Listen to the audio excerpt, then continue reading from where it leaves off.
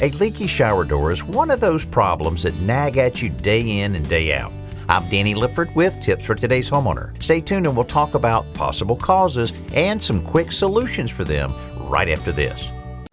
Don't let Old Man Winter sneak into your house this season. Seal the gaps with weatherization products from Duck Brand. With our Keep the Cold Out giveaway, now through November 11th, you could win winter weatherization products valued at more than $70. Window insulation kits, door sweeps, expanding foam, and more. Everything you need to keep your house warm and energy efficient in the cold weather. Visit Today's Homeowner on Facebook and look for the pinned post to enter. Brought to you by Today's Homeowner and Duck Brand. There are a variety of things that can cause a shower door to leak. The edges of the frames are usually caulked to the shower walls, and that caulk may simply need to be replaced. Check the edges to see if you can spot the leak, then recoat the spot with clear silicone caulk. If the glass itself is loose in the metal frame, it may need a new bead of caulking. As these doors age, the original caulk begins to crack and break down.